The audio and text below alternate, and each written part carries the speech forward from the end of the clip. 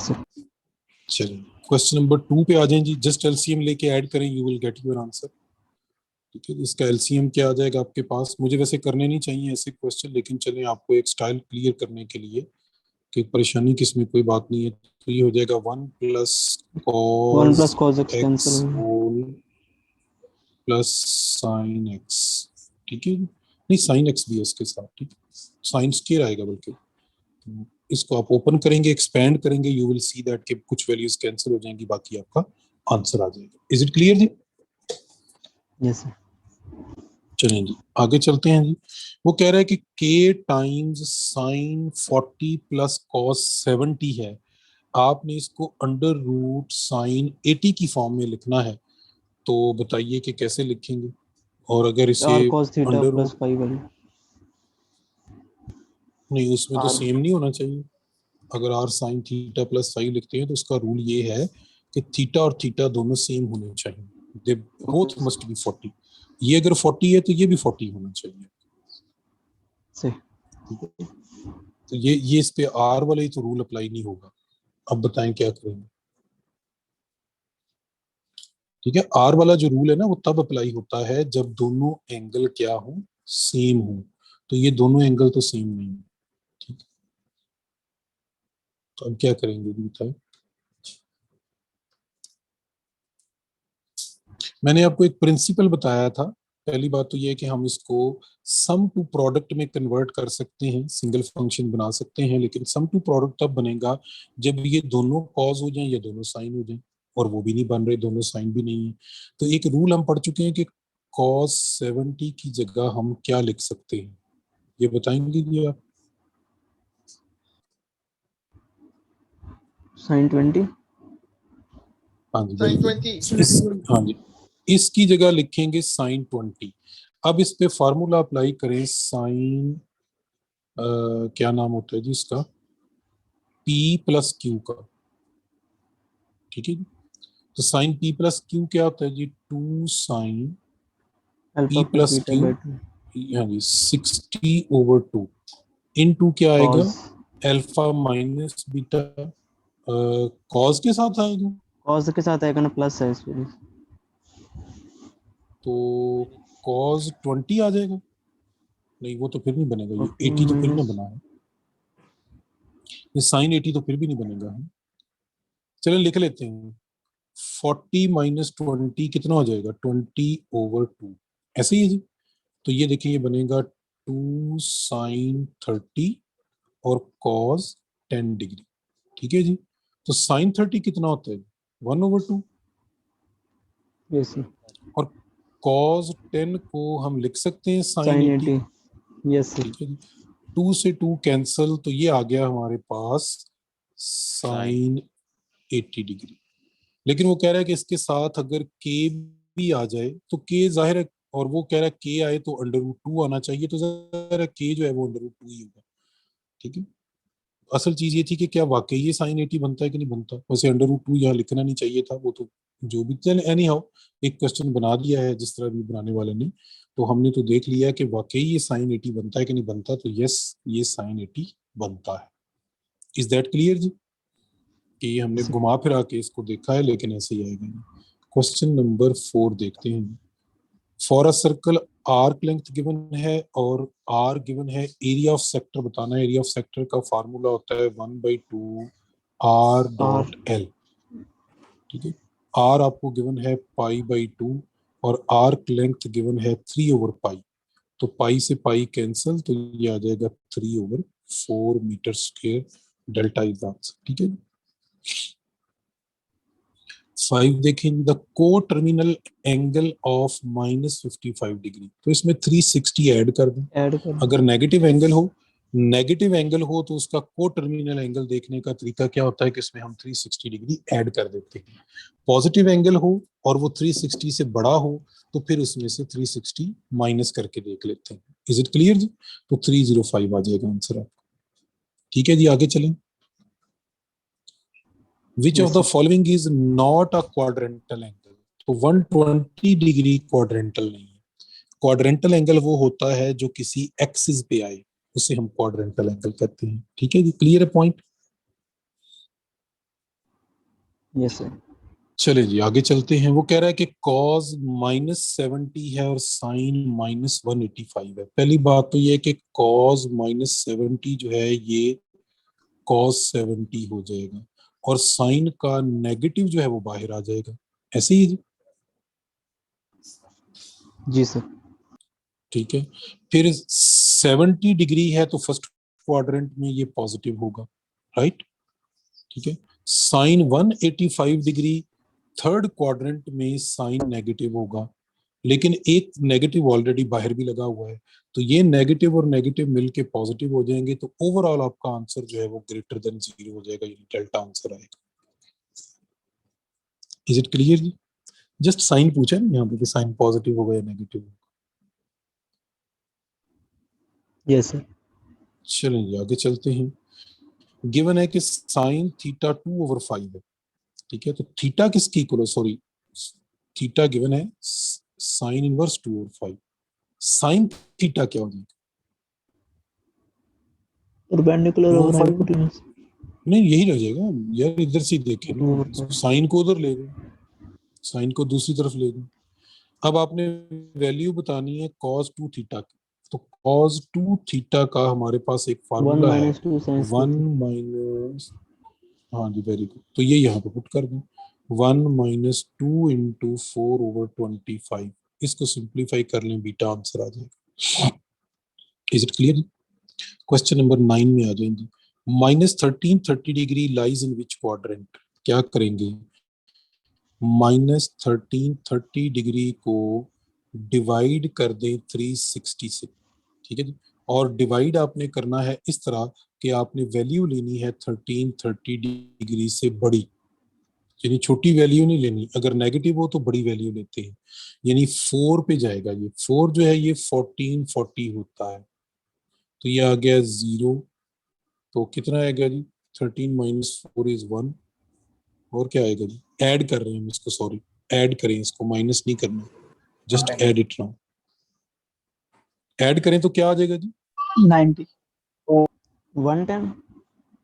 110 आएगा सर। 90 नहीं आएगा, हाँ 110 110 आएगा।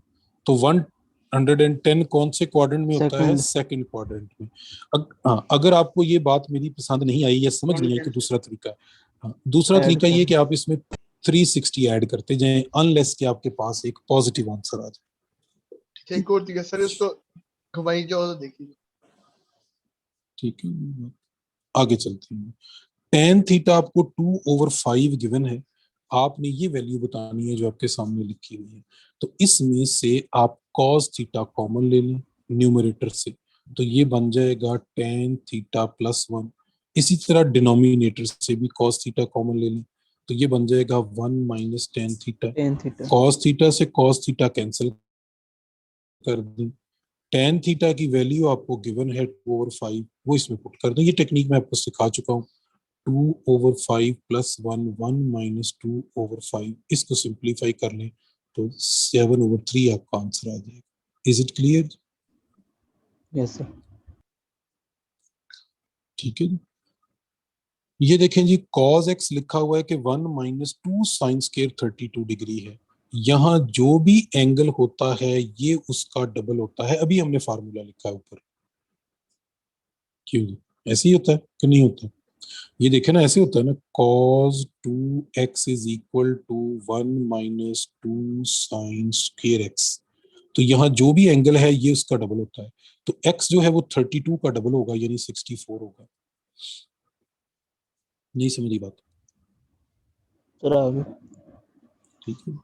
12 देखिए, cos 2x all of this, ये सारे cos 2x के फार्मूले सारे मैंने आपको बताए थे, ठीक है। ये भी cos 2x ही बनता है, जरा इसको ओपन करके देखिएगा, a स्क्वायर - b स्क्वायर के फार्मूले से 13 में आ जाएंगे। In terms of secant theta what is cosecant theta, इसका मैं आपको शॉर्टकट बताता हूँ टेक्निकल में। आपने सीकेंट थीटा की टर्मिनोलॉजी के अंदर लिखना है, तो आप सीकेंट थीटा को एक्स एज्यूम कर लें, ठीक है। सीकेंट थीटा को एक्स एज्यूम कर लें और एक राइट ट्राइंगल कंस्ट्रक्ट करें जिसमें सीकेंट थीटा एक्स हो, ठीक है जी। तो सीकेंट थीटा क्या होता है जी राइट ट्राइंगल में, बताइए जरा, in terms of sides of the triangle. Hypotenuse of base. Hypotenuse over over base. हाँ, base. Hypotenuse over base. Base तो हाइपोटेन्यूज x हो गया, बेस जो है ये 1 हो जाएगी। अब बताएं इसका परपेंडिकुलर क्या होगा। डायरेक्ट लिख दूं जी x square minus 1 square root, मेरा ख्याल आपको समझ आ जाएगी, Yes, sir. Pythagoras theorem. अब इस राइट ट्राइंगल में से देखें कोसिकेंट थीटा क्या है। What is cosecant theta? Cosecant theta होता है हाइपोटेन्यूज ओवर परपेंडिकुलर। क्यों? ठीक है जी। तो x की जगह अब आप सीकेंट थीटा पुट कर दें तो आंसर आ जाएगा आपका, डेल्टा इज योर आंसर। समझ आई बात की नहीं?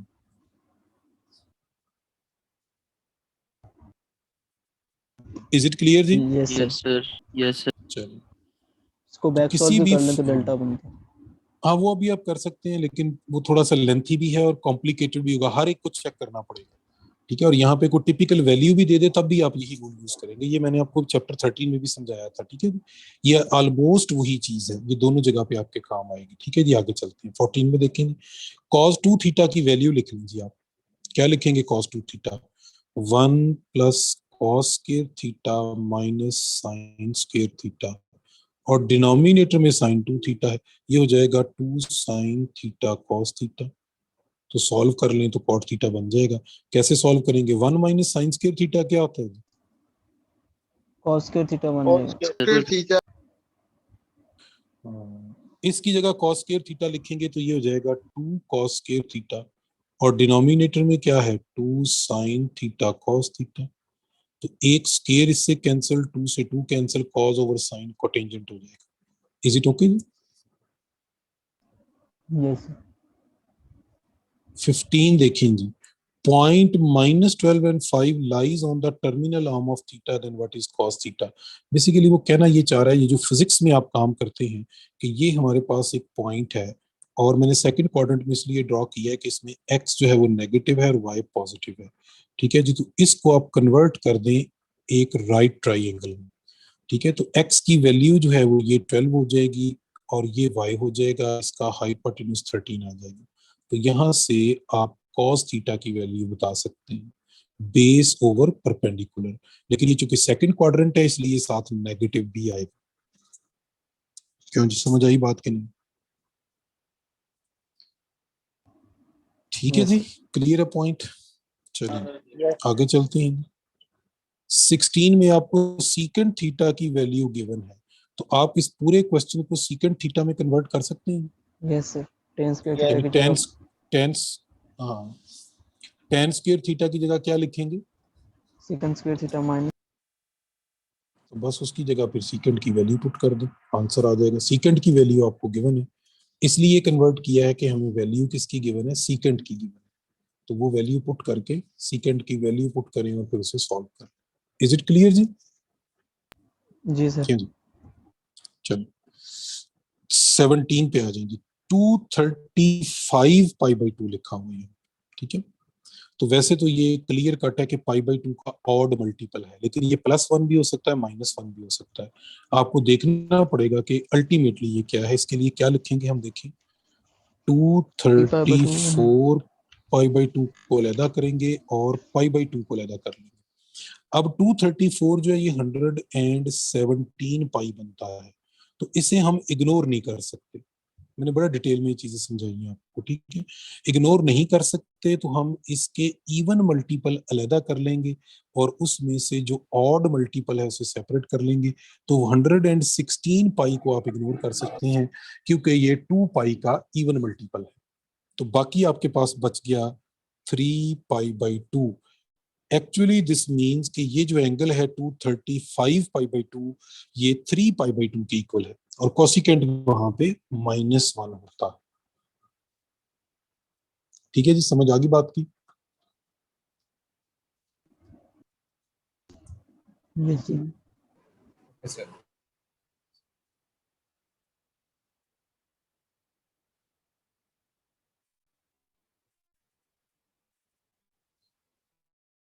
चलेंगे आगे।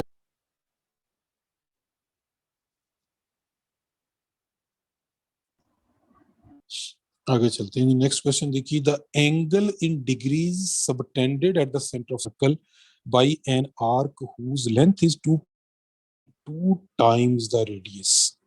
ठीक है, यानी आपने थीटा फाइंड करना है और थीटा का फार्मूला होता है L/R, और L के बारे में इसने हमें इंफॉर्मेशन दी है कि वो 2.2 टाइम्स द रेडियस, तो वो क्या आ जाएगा 2.2 R/R।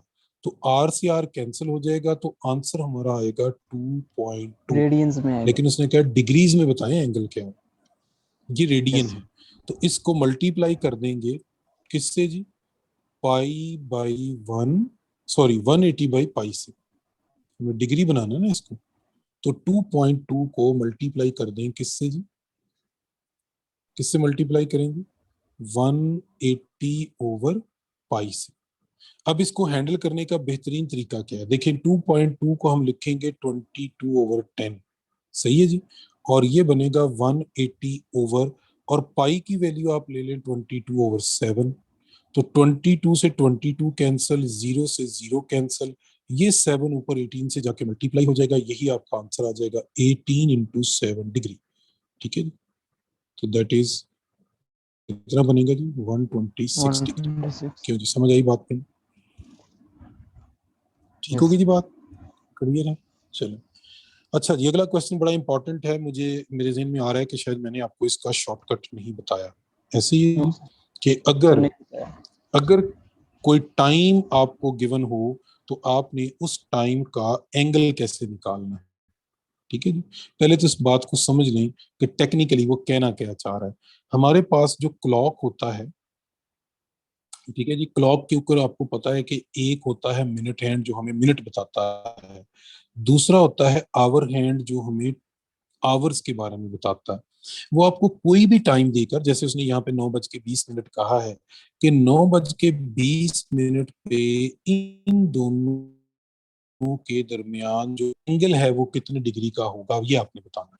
So this is a question कि angle between minute hand and hour hand. जब भी ये क्वेश्चन आ जाए तो आपने इसका एक बड़ा सिंपल सा शॉर्टकट है, वो आपको बता रहा हूँ, वो यूज करना है। शॉर्टकट ये है कि जितना भी आवर्स गिवन है इसको 30 से मल्टीप्लाई कर देना है, जितने भी मिनट गिवन है उनको 11/2 से मल्टीप्लाई करना है, इन दोनों के डिफरेंस की न्यूमेरिकल वैल्यू ले लेनी है, यही आपका आंसर हुआ करेगा हमेशा। नहीं समझ आई बात, मैं आपको बताता हूँ। देखें, उसने कहा टाइम है 9:20, तो यहाँ पे आवर्स जो हैं वो कितने हैं 9, मिनट कितने हैं 20। आवर्स को किससे मल्टीप्लाई करें 30 से, 20 को किससे मल्टीप्लाई करें 11/2 से, फिर ले लें इनका डिफरेंस। ठीक है जी, तो 9 इंटू 30 कितना होगा जी, सर ये प्लीज दोबारा बता बताइए जी, 9 इंटू 30 कितना होगा? 279। नहीं यार 279 कैसे हो गया, 270 9 इंटू 30 270 हो, 270 माइनस 20 इंटू 11/2, ये कैंसिल करें तो ये आ जाएगा 110। 110। ठीक है, तो 270 में से 110 माइनस कर दो, क्या आएगा जी 160। 160 हाँ 160, लेकिन ये डिग्रीज में आंसर आएगा आपका, ये फार्मूला यूज करेंगे तो आंसर डिग्रीज में आएगा। अब उसने सारे आंसर रेडियन में लिखे हुए हैं, तो कोई मसला नहीं है, इसको आप पाई बाई 180 से मल्टीप्लाई कर दे, रेडियन बन जाएगा। 8/π।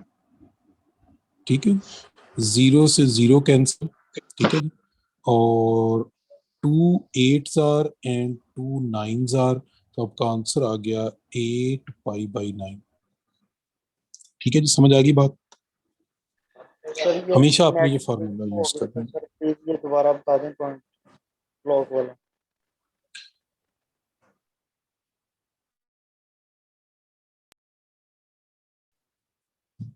ये व्हाइट बोर्ड नजर आ रहा है जी आपको? Yes yes sir. सर।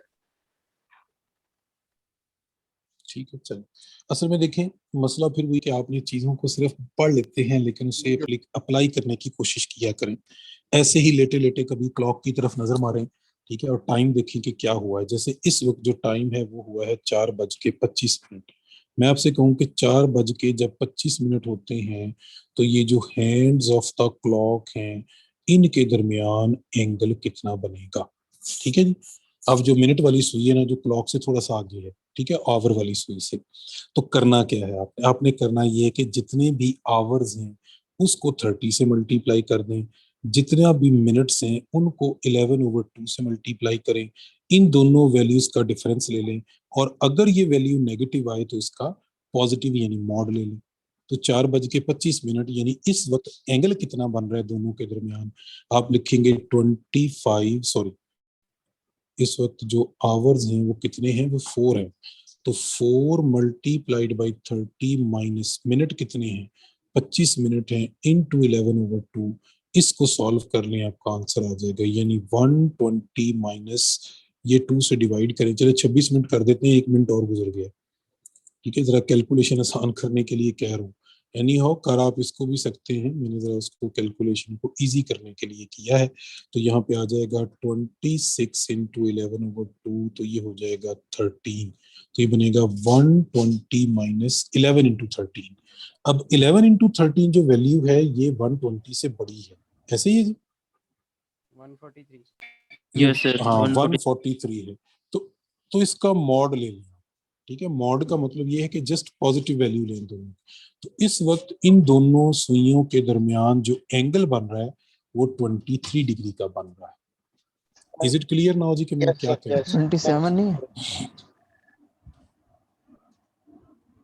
हूँ? 23 है बेटा, माइनस करके देख लें, ठीक होगी जी बात। तो ये रूल है, बस इस प्रिंसिपल को याद रखें आप। आगे चलें जी, एक दो टेक्निकल पॉइंट और ध्यान रखें। ठीक है, ये जो क्लॉक है ना, ये बड़ी इंटरेस्टिंग चीज है और इसके क्वेश्चन भी बहुत आते हैं।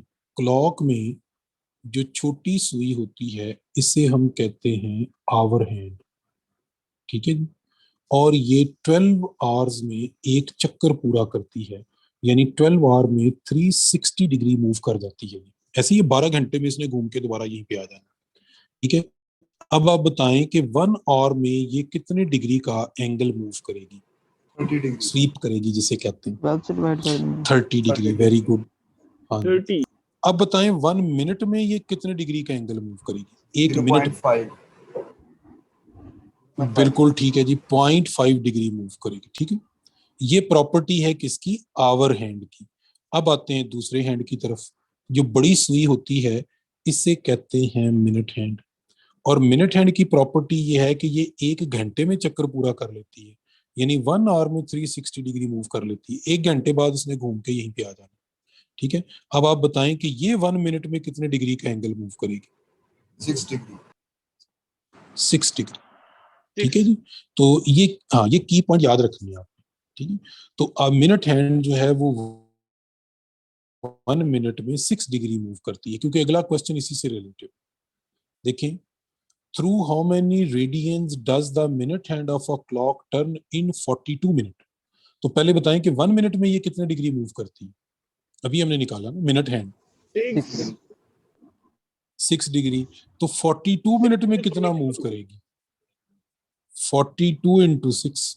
लेकिन इतने डिग्री है, आपने इसको रेडियन बनाना है तो पाई बाई 1 और इसे मल्टीप्लाई कर दें, रेडियन बन जाए।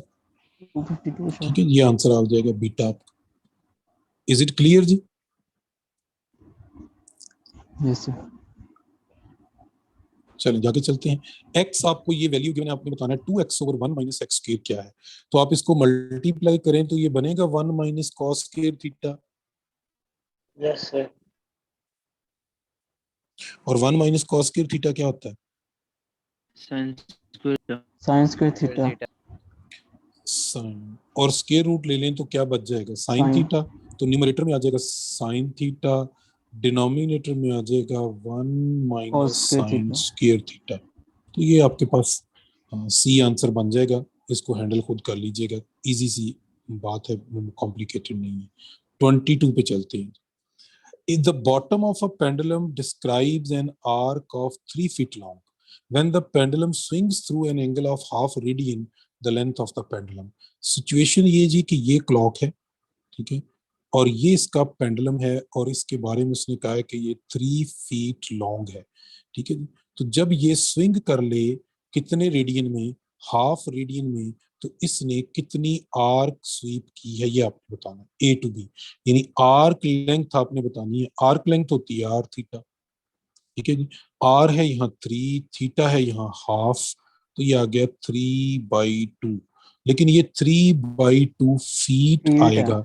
उसने कहा है कि the length of the pendulum में। इज कि हाँ इंचेस में, कहाँ लिखा है इंचेस में? हाँ आंसर सारे इंचेस Options दिए में। ना। हाँ, अच्छा ये sorry length of the pendulum नहीं पूछी उसने radius of the circle, length of the pendulum हमें पूछा है, हमने तो पहले लिख लिया, ये गलत है। वैसे चले आंसर तो ठीक आ जाना ऐसे ही हमारा। इसको ठीक करते हैं, मैंने देखा नहीं उसको। एंगल यहाँ 1/2 है और जो वो आर्क स्वीप करता है वो 3 फीट है। ठीक है, तो एक्चुअली आपने रेडियस बताना है, आर्क लेंथ आपको गिवन है, तो रेडियस होता है क्या जी, L/थीटा। तो आर्क लेंथ 3 है, थीटा यहाँ हाफ है, तो रेडियस असल में पेंडुलम की लेंथ होगी जो कि 6 फीट आता है। तो फीट को आप 12 से मल्टीप्लाई कर 12 दें से। तो वो इंचेस बन जाएगा, 72 इंचेस आ जाएगा। ठीक है जी, आगे चलें जी।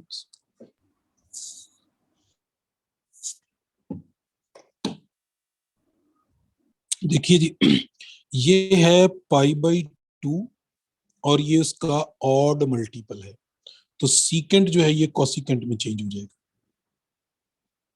ठीक है जी, अब आपने डिसाइड करना है कि इसका क्वाड्रेंट कौन सा होगा, क्योंकि क्वाड्रेंट के अकॉर्डिंग इसके साथ एंगल आए साइन आएगा। अब बताएं जी कौन Third सा बनेगा। क्वाड्रेंट होगा और कैसे डिसाइड करेंगे? पाई हो जाएगा ना। वो आपको देखना पड़ेगा इसका इक्विवेलेंट एंगल कि 19 π/2 किस एंगल के इक्वल आता है। तो इसे आप लिखेंगे 19 π/2 को क्या लिखेंगे जी, 18 π/2 प्लस π/2। क्यों जी, सही लिखा है कि नहीं? Yes sir. हाँ 18 π/2 हो जाएगा 9 पाई प्लस π/2। अब 9 पाई को आप इग्नोर नहीं कर सकते, क्यों नहीं कर सकते इग्नोर जी, बताइए? Odd। ये odd है। हाँ Odd ये है। चूंकि पाई का ऑड मल्टीपल है, अगर ये इवन मल्टीपल होता तो फिर ठीक था, हम उसको इग्नोर कर देते। तो क्या करें, हम इसको लिखेंगे 8 पाई प्लस पाई प्लस π/2। ठीक है, 8 पाई को इग्नोर करें तो ये 3 π/2 बनता है। ठीक है, और 3 π/2 माइनस थीटा करेंगे तो कौन सा क्वाड्रेंट आएगा, थर्ड क्वाड्रेंट आएगा, और थर्ड क्वाड्रेंट में नेगेटिव आना चाहिए इसके साथ। समझ आइए बात की? ठीक है, ये इंतहाई टेक्निकल से क्वेश्चन है लेकिन मुश्किल नहीं है अगर आपने थोड़ी सी इसकी प्रैक्टिस की हुई है ना। ये मैंने बहुत डिटेल में आपको चैप्टर 9 में ये चीजें समझाने की कोशिश की थी, एंड आई होप सो कि आप लोगों ने इसकी प्रैक्टिस की है। ठीक है, तो बहुत इसकी प्रैक्टिस और भी करें, इन एंगल को बार बार लिख के भी देखें। ठीक है, 1 मिनट वेट कीजिएगा जी, मैं जरा ऐप को रीस्टार्ट कर रहा हूँ, प्रॉब्लम कर रहा था थोड़ा सा। तो हम थे जी चैप्टर नंबर 9 और 10 के टेस्ट पे, क्वेश्चन नंबर हम करने लगे थे जी 24, ऐसे ही है जी। तो देखिए जी जरा क्वेश्चन 24, ये है साइन ऑफ -435 डिग्री।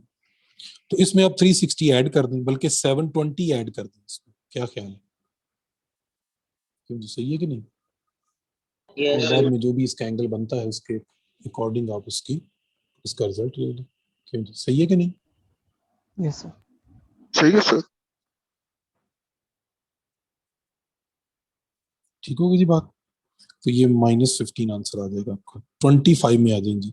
780 में से आप 720 को इग्नोर कर दें तो बाकी जो एंगल बचता है वो बचता है 60 डिग्री, इनटू 480 में से आप 360 माइनस कर दें तो बाकी जो एंगल बचता है वो है 120।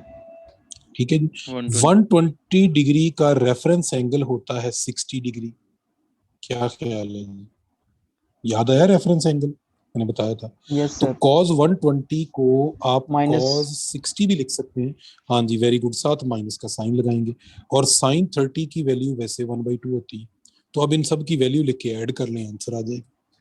ठीक है जी, कैसे देखें, साइन 60 की वैल्यू क्या होती है, √3/2, 3/2 और 120 का रेफरेंस एंगल 60 होता है, और ये 3/2 साइन है, ये भी √3/2 आएगा Second क्योंकि quadrant। सेकंड क्वाड्रेंट है। Very good.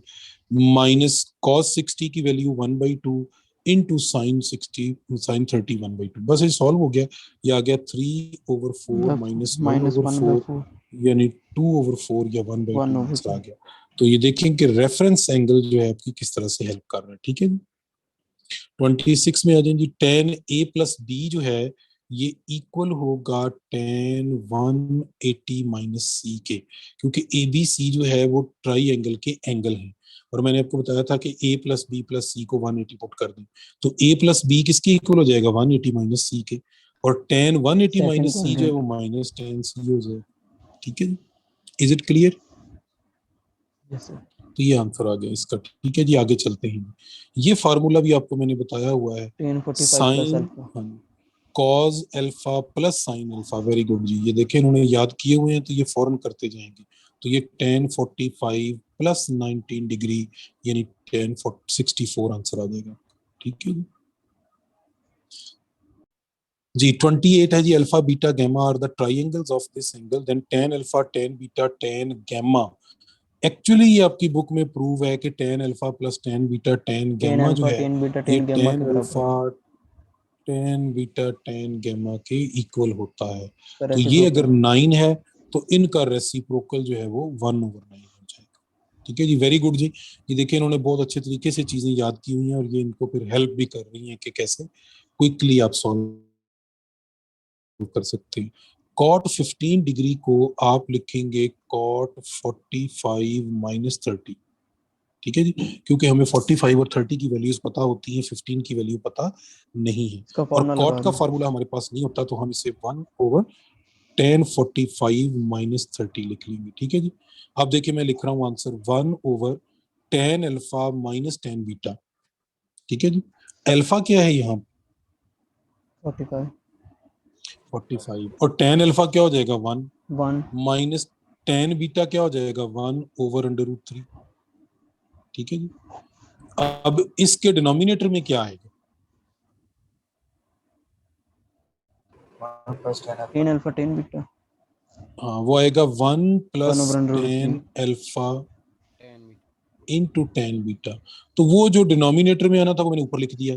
क्यों जी, कोई मसला तो नहीं है? नो इसको सर। सॉल्व कर लें तो ये बनेगा √3 प्लस 1 ओवर √3 माइनस 1। तो डायरेक्ट दोनों आंसर आ कैंसिल जाएगा। हो गए।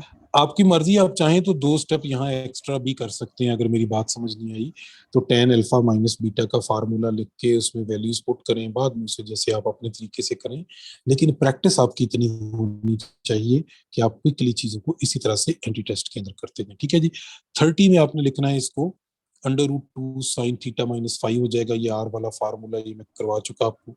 ठीक है जी, 31 आपने इसका एम्पलीट्यूड बताना है, तो जो R फाइंड आर की करना वैल्यू होती है वही असल में मैक्सिमम एम्पलीट्यूड होता वैल्यू। है। तो that is 9 plus 16 square root, तो that is 5 maximum value. Very good, maximum value या एम्पलीट्यूड या आर की वैल्यू जो है वो एक ही चीज होती है। ये आंसर आ गया आपके पास 32। ये फार्मूला है जी tan tan alpha 3 minus theta, beta. नहीं tan 3 थीटा। ओह हाँ जी सही हो ठीक है, और थीटा यहाँ 10 डिग्री है तो एक्चुअली ये tan 30 हो जाएगा। क्यों, समझ आ गई बात की कि नहीं? सर। जी ठीक है जी, पेज नंबर है 329, उस पे ये फार्मूला लिखा हुआ tan 3 थीटा। तो थीटा यहाँ 10 डिग्री है, देखिए 10 डिग्री 10 डिग्री 10 डिग्री, तो आपका आंसर क्या आ जाएगा that is tan 30, that is 1/3। Is it clear? 33 पे आ जाएंगे। cot 54 और tan 36 कैंसिल हो जाएंगे। याद आया कुछ कि नहीं? Yes sir. कैंसिल का मतलब है 1 हो जाएगा ना इसका आंसर। और tan 20 और tan 70 भी कैंसिल हो जाएंगे। बताएं क्यों? Difference same. नहीं नहीं, देखिए ना tan 70 को आप लिख सकते हैं 1/cot 70, और cot 70 की वैल्यू tan 20 की वैल्यू के इक्वल होती है, तो ये भी 1 आ जाएगा। तो ओवरऑल आपका आंसर 2 आ गया। आपको भूल गए हैं शायद, मैंने आपको फार्मूला बताया था कि tan अल्फा इक्वल होता है cot बीटा के if alpha plus beta 90 degree हो। आ गया ये याद कि नहीं? इसी तरह sine alpha is equal to cos beta और secant alpha is equal to cosecant beta बताया था। ये 3 फार्मूले बताए थे मैंने, फिर इसके कुछ क्वेश्चन sir. भी किए थे। ठीक है, 34 पे आ जाएंगे। ये फार्मूला है कॉस 2 थीटा का, अभी हमने ऊपर भी डिस्कस किया इसको, क्योंकि थीटा सेम है ना दोनों में। तो दिस इज कॉस 2 थीटा, तो ये आ जाएगा कॉस 2 इंटू पाई बाई 12, तो ये बन जाएगा cos pi by 6। Cos pi by 6 पे अंडर रूट 3/2 होता है। ठीक होगी जी बात।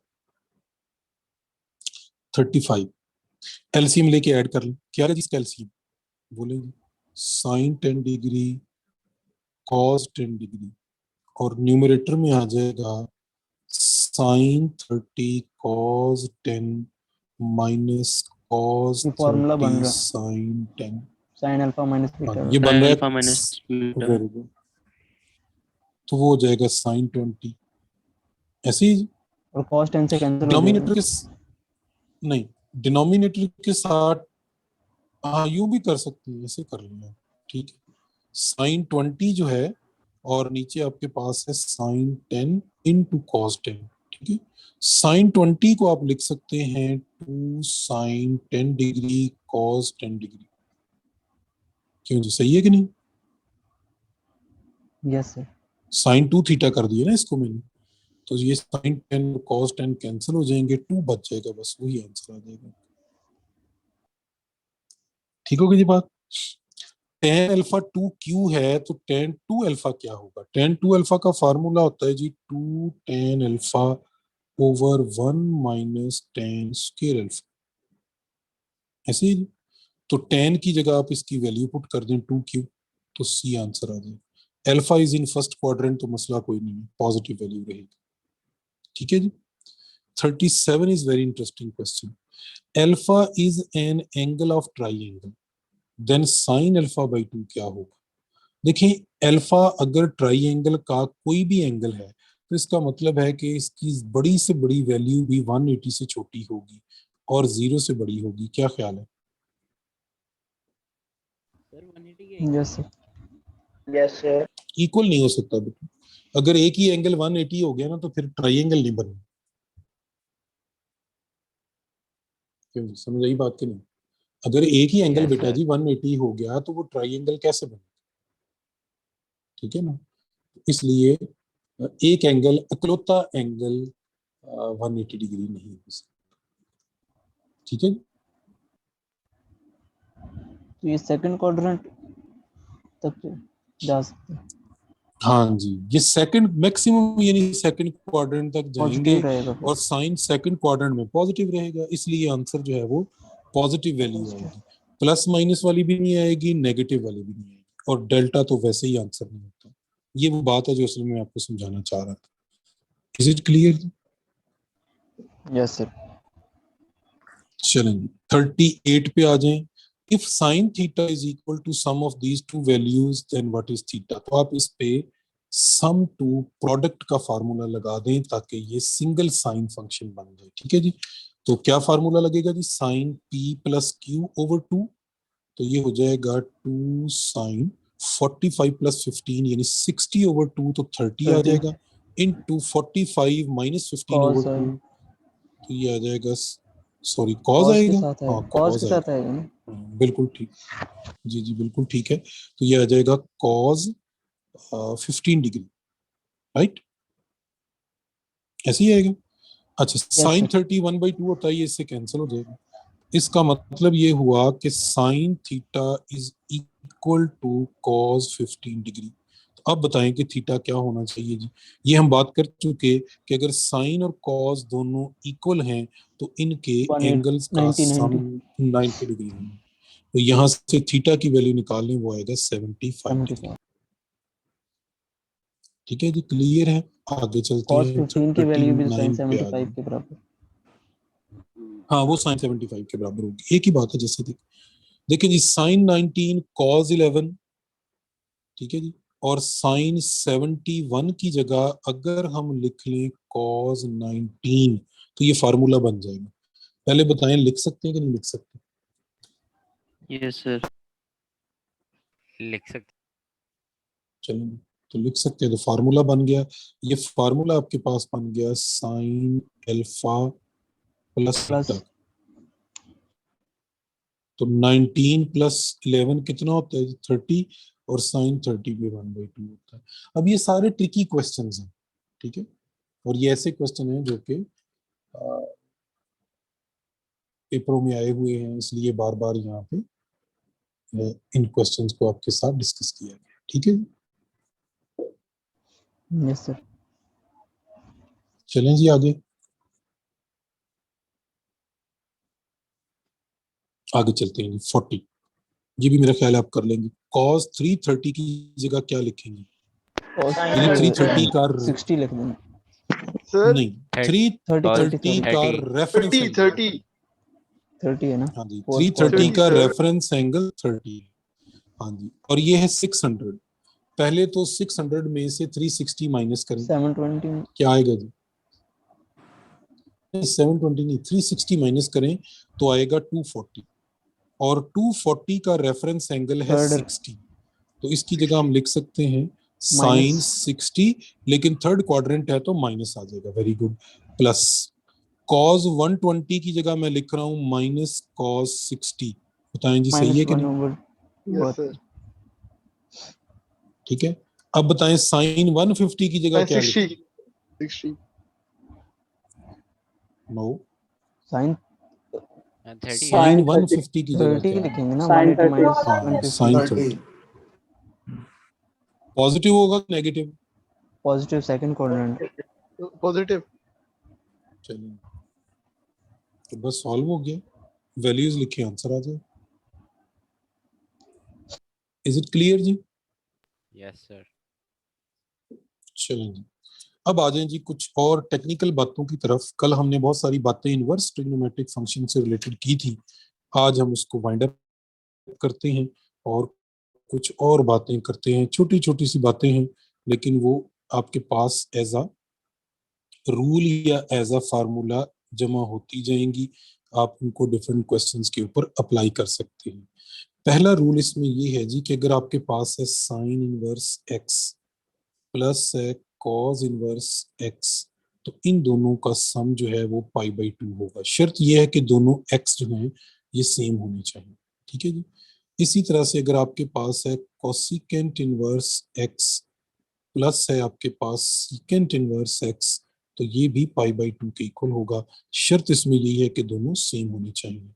सिमिलरली अगर आपके पास है टेंजेंट इनवर्स एक्स और इसमें ऐड हो रहा है कॉट इनवर्स एक्स, तो ये भी किसके इक्वल होगा? π/2 के इक्वल होगा, ठीक है जी। जैसे कुछ क्वेश्चन कर लेते हैं, मैं आपसे क्वेश्चन एक करने लगा हूँ जी, देखिएगा। वो आपसे कहता है कि sine inverse 5/7 plus cos inverse x जो है वो π/2 के इक्वल है। So what should be x? x क्या होना चाहिए? 5/7 ये दोनों 5/7 सेम होने चाहिए। हाँ जी, 5/7 होना चाहिए, ठीक है जी। एक और क्वेश्चन कर लेते हैं जी। अगर if cotangent inverse x is equal to π/2 minus tangent inverse 7/4, then what is x? 4 क्या by होना 7 चाहिए जी x? नहीं जी, 7/4 ही होना चाहिए। मैंने कहा दोनों सेम होने चाहिए, ये दोनों सेम होने चाहिए, तो सम Yes, sir. π/2। ठीक होगी जी बात? चलेंगे अगले क्वेश्चन का आंसर आप मुझे देंगे कि secant inverse 1/2 plus cosecant inverse 1/2 ये किसके इक्वल होगा? I आपने पाई। मेरा लेक्चर नहीं पढ़ा घर जाके लगता है। पहली बात तो कि पाई क्यों होगा, ये why it is pi. Sir मैंने यहाँ पे कहा हो कि ही नहीं ये सकता 1/2 ये और डोमेन में नहीं हाँ, आता। हाँ, अगर डोमेन में आता तो π/2 होना था। इस वक्त इसका आंसर अनडिफाइंड है, अनडिफाइंड हो जाएगा। क्योंकि 1/2 इन दोनों की डोमेन में ही नहीं आता। आपने घर जाके डोमेन रेंज नहीं याद की लगता, बल्कि घर में ही बैठे हैं आजकल, तो घर में बैठे बैठे याद कर लें। कल आपने डोमेन रेंज पीरियड, मैंने 3 टेबल बनाए थे और मैंने कहा था कि इनकी डोमेन रेंज वगैरह अच्छी तरह से याद करें, ठीक है। चलें जी आगे चलते हैं। याद रखें जो फार्मूला हम लिख रहे होते हैं ना, ये विद डोमेन वैलिड होता है, otherwise it is not valid. चलिए जी एक और क्वेश्चन देखते हैं, एक और फार्मूला है बल्कि, ये है जी साइन इनवर्स ए हो प्लस आपने साइन इनवर्स बी करना हो, ठीक है, यानी एक इनवर्स फंक्शंस को ऐड करने के फार्मूलाज क्या है। साइन इनवर्स बी, इसको ऐड करने का फार्मूला है कि आप इसे सिंगल साइन इनवर्स लिखेंगे और फार्मूला इसका ये है कि ये होगा a under root 1 minus b square plus b under root 1 minus a square, ठीक है। इसी तरह से अगर आपके पास आ जाए cos inverse a plus cos inverse b, तो ये इक्वल होता है cos inverse a b minus under root 1 minus a square into 1 minus b square. इसी तरह से अगर आपके पास आ जाए tan inverse a plus tan inverse b और आपने इसको सिंगल tan की फॉर्म में लिखना हो, तो ये बनेगा tan inverse a plus b divided by 1 minus a b, ठीक है जी। अब एक चीज और नोट करें कि अगर इनके दरमियान माइनस आ जाए तो फार्मूलाज में क्या चेंज आएगी।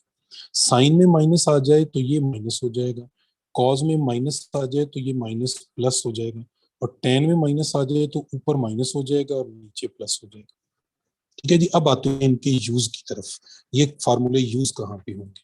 हम कुछ ऐसे फंक्शन है जिनकी वैल्यूज तो हम डायरेक्टली कंप्यूट या एवेल्युएट कर सकते हैं, लेकिन कुछ ऐसे फंक्शन है कि वो डायरेक्टली हमसे एवेल्युएट ही नहीं होंगे, ठीक है। जैसे अगर मैं आपसे ये कहूँ कि टेंजेंट इनवर्स 1 में आप ऐड कर दें टेंजेंट इनवर्स अंडर रूट 3, तो आप कहेंगे जी टेंजेंट इनवर्स 1 जो है ये पाई बाई 4 होता है, टेंजेंट इनवर्स अंडर रूट 3 जो है ये पाई बाई 3 होता है, तो ये लीजिए ऐड कर ले आंसर आ जाएगा, कहानी खत्म। लेकिन अगर मैं आपसे ये कहूँ कि टेंजेंट इनवर्स 1 ओवर 11 में आप ऐड करें टेंजेंट इनवर्स 5 ओवर 6 को, तो हमें तो पता ही नहीं है कि कहाँ पे 1 ओवर 11 और कहाँ पे 5 ओवर 6 होता है, तो फिर इसके लिए हम इस फॉर्मूला को यूज करेंगे, ठीक है। ये जो अभी हमने लिखा tan वाला, कि हम इसे सिंगल tan फंक्शन बनाने की कोशिश करेंगे। जब सिंगल tan बनाएंगे तो हम लिखेंगे tan inverse 1 over 11 plus 5 over 6 divided by 1 minus 1 over 11 into 5 over 6, और इस वैल्यू को हम सिंप्लीफाई करेंगे। अगर तो कोई सिंपल ऐसी वैल्यू बन गई जिसका एंगल हमें पता हुआ तो वेल एंड गुड, नहीं तो सिंगल tan तो बन ही जाएगा। न्यूमरेटर का आप एलसीएम लें तो वो आता है 66, ठीक है जी, और ये बनेगा आपके पास 6 प्लस 5 डिवाइडेड बाई, डिनोमिनेटर का एलसीएम भी 66 आता है और ये बनेगा 55 आएगा सर। हाँ ये 11 इंटू 5 55 आएगा, राइट। तो ये बनता है 66 माइनस 5, ठीक है जी।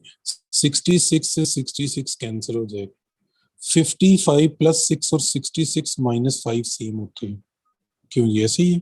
तो ये अल्टीमेटली हमारे पास tan इनवर्स 1 बन गया, और ये हमें पता है कि पाई बाई 4 होता है, ठीक है। डिपेंड करता है ना किस तरह की वैल्यूज हैं वो, अगर इस तरह की वैल्यूज गिवन है तो आप फॉर्म से हैंडल कर सकते हैं, ठीक है। तो ये फार्मूला इस तरह के क्वेश्चंस को हैंडल करने में हमारी हेल्प करेंगे, ठीक है जी।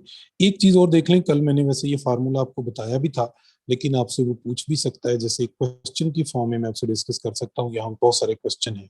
उसने पूछा है कि what is cause of sine inverse x, कि प्रूव करें ये किसके इक्वल है। मैं इसकी टेक्निक फिर आपसे शेयर कर लेता हूँ कि आपने करना क्या है। आपने जो सेंटर वाला फंक्शन है इसको सामने रखकर एक राइट ट्राइंगल बना लेनी है, यानी एक ऐसी राइट ट्राइंगल बनाएं जिसमें साइन थीटा एक्स के इक्वल हो, ठीक है जी, यानी जिसमें साइन थीटा क्या हो, एक्स हो। एक्स का मतलब एक्स ओवर 1 है, और साइन थीटा होता है परपेंडिकुलर ओवर हाइपोटेन्यूज, और अगर आप इसकी बेस कंप्यूट करें तो वो आएगी under root 1 minus x cube.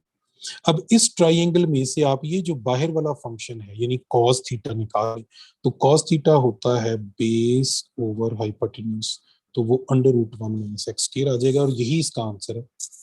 ठीक है जी, अंदर वाले फंक्शन की ट्राइंगल बनाएं, बाहर वाले फंक्शन का जो है वो आंसर लिखें। ठीक है, तो वो आपके पास रिजल्ट आ जाएगा। इज दैट क्लियर जी? चलिए इसी क्वेश्चन को मैं मॉडिफाई करता हूं। अगर बाहर कॉज की बजाय टेंजेंट हो तो इसका आंसर क्या आएगा? यानी कॉस यहाँ हो पे तो 1 होता है under root 1 minus x square ही आएगा। हाँ जी, वो ओवर 1 आना है ना। अब बताएं इसका आंसर क्या है? अगर अगर बाहर टेंजेंट हो तो क्या आएगा? ट्राइएंगल तो यही रहेगा। x over x over 1 minus x square. हाँ, ये आ जाएगा x ओवर अच्छा। Under root 1 minus x square, यानी tan की वैल्यू लिख ली हमने इस ट्राइंगल से। ठीक है, आप चेक भी कर सकते हैं। ये क्वेश्चन नंबर 19 है एक्सरसाइज 13.2 का। मैंने डायरेक्ट एक सिंपल शॉर्टकट मेथड से बता दिया। आप ऐसे सारे क्वेश्चन के ऊपर ये रूल अप्लाई कर सकते हैं। इज इट क्लियर जी? Yes sir. yes sir Yes sir. तो आई होप सो कि जी ये चीजें आपको समझ आ रही हैं। ठीक है जी। अच्छा चले, एक क्वेश्चन उसने और दिया हुआ है। वो कह रहा है जी x जो है वो साइन इनवर्स 1/2 है, तो बताइए cos x क्या होगा, बताइए tan x क्या होगा। क्यों जी, बता सकते हैं? तो साइन कहाँ पे 1/2 होता है जी? 5/6 पे, यानी 30 डिग्री। तो cos 30 क्या हो जाएगा? Under root 3/2। tan 30 क्या हो जाएगा? 1 ओवर अंडर रूट 3। बाकी वैल्यूज भी आप यहाँ से बता सकते हैं। ठीक है जी, क्लियर है पॉइंट? Yes sir.